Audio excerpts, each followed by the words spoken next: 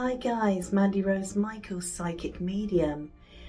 Today we're going to talk about preparing to do a reading. So you've made the decision, you're going to do readings for people, and you put it out there and somebody's approached you and they've booked in to come and see you. So now you have to prepare that space. So for all those that are starting out, I'm going to do like a guide of how I set up, how it works for me, because you want to set the right energy, you want to have the space so it feels right. And also if you're doing mediumship, you want to invite in spirit, you want to bring that in. And if you're working with cards, you want it to be like layered up the way that it works, so that it's built up, you're setting the intention at each step, and we'll just take it from there. So I will see you in a second.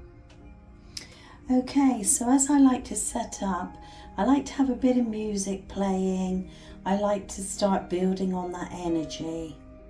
So we've got our room, we've got our table that we're going to work from. So the first thing I want to do is clear the energy of the space. So I'm going to light some white sage. Okay, so it's just smoking. Okay, and we're going to smudge the area. So we're removing any energy we don't want. I also like to smudge any places where energy could be stored, or anything that I don't want will be removed from this room. Sage is absolutely amazing. It kills about 97% I think of airborne bacteria, and lasts for about 7 days once you've had a sage. So it's a very good thing. Right, now we've done that, we're gonna sit and think about what it is we're doing, why we're doing this. So we've got someone coming who wants to maybe connect or get some guidance or inspiration. So now the space is cleared, we can also do it with these little babies. We can use any kind of sound, maybe a singing bowl. Sometimes I'll use a singing bowl to clear the energy of the space. Such a lovely sound. This one vibrates with the heart chakra. So this will clear that space and it'll open us up to unconditional love.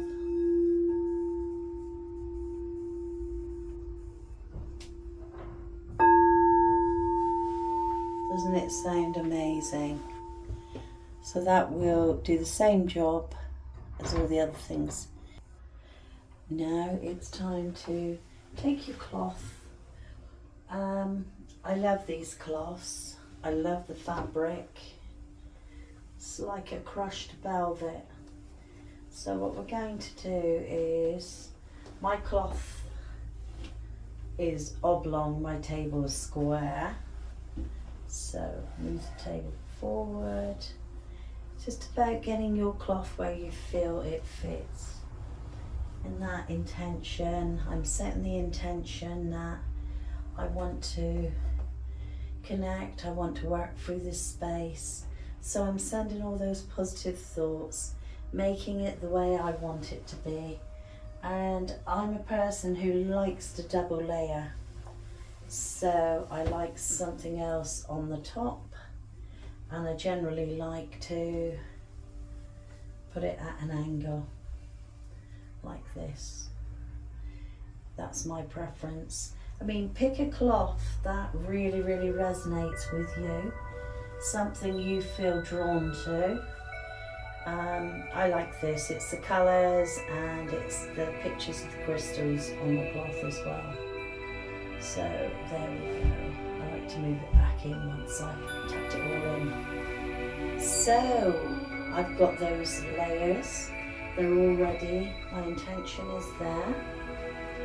And I like to, at this point, I like to put a candle in the center for now and light this candle so that I'm actually setting that intention, sending out the energy to invite spirit, because I work with spirit. So there we go. So that light is there, that intention of bringing in spirit. And the next thing I like to do is place my crystals. These I've already cleansed with the singing bowl. So we've got amethyst, which is a good one for spiritual connection, high vibration. And then we've got this one, fire and ice. It's a type of quartz, but I just love it. If you look into it, all the colour and the light and the movement, it's just such a beautiful crystal for raising energy. And then I've got Mangano calcite. I love this one, the pink one. It's just, it resonates so much with the heart. So everything I do, I tend to do with love. I also like to pop a hand sanitizer there, because with so many things going on in the world at the moment, people, quite a lot of them really like to feel they've got that opportunity to cleanse if they want. And then what we do is we're setting the intention. If we're working with cards, then I will pick the cards that I want to work with, and I will place them on the table. Sometimes I may set a crystal on top of them all. Okay. So I only put a couple packs on the table because I don't use a big table. Only if I'm doing, say it was a psychic fair, you'd get a bigger table. So once you're there, you're ready to go, really.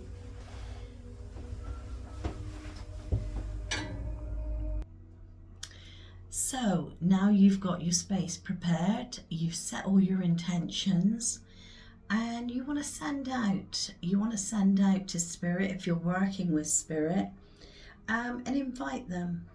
Tell them that you are there to work for them, not the other way around. And with readings, I think it's nice to have a little bit of background music, because it keeps that lovely vibration, that energy going. If you want to burn incense, that's great, but not everybody likes incense. So you may find somebody's struggling with the smell, so they're not absorbing what it is they want or getting the guidance because they're feeling uncomfortable. So quite often what I'll do is I'll use what we call aura sprays, and you just mist the air, and so that you've got that smell, that natural smell, something organic. But what it's doing is it's clearing that vibration, clearing your energy as well. So make sure you're in a good space if you're going to do a reading for someone, because that's really, really important. And work with that gut feeling, that intuition, tune in. If you work with cards, whatever it is that is in that card. It's not just about, some people go by just this word here, what it says, or its explanation. But it's about looking into it. How does it make you feel? What does it resonate with you? Which cards feel right for you are the ones to work with.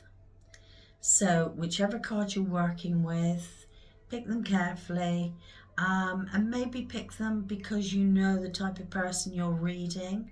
Cards are just a key to get in when you're doing a reading. And even if you're doing a spirit reading, before you start the spirit reading, if someone's very nervous and they're clamped up, you can always work with like coloured ribbons. You can always work with cards, something visual for them to relax, something for them to focus on for a moment whilst they're bringing down that barrier and allowing the loved ones to come forward. But just know that when you're working, give what you get, but do it with personal responsibility.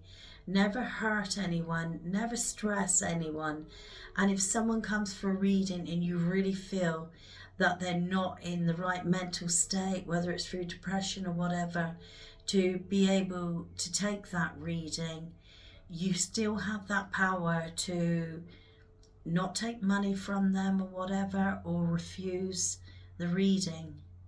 Because if you, sometimes people think, I need this, it's got to be now, it's got to be urgent, but they're not ready to absorb that information, so it might not do them any favors. So it's a lot of responsibility, because quite often there's vulnerable people coming to you who are grieving, they're hurting, they're lost, they're confused, maybe heartbroken, a breakup of a relationship, a loss of a job, things are building up too much and they've lost their way. So it comes with a responsibility. So always work from love, do your best by them. But when you're setting up to do your reading, make sure you prepare your space, make sure you're in the right space, and just enjoy it and know that you're making a difference. And never forget, you work for spirit, not the other way around. Ask them how you can help them. What can you do for them?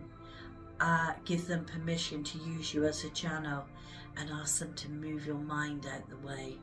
So it's totally spirit and your intuition and your spirit team, because you all have a spirit team. So love and blessings. Please subscribe to me if you want more, and if not, just have a blessed life.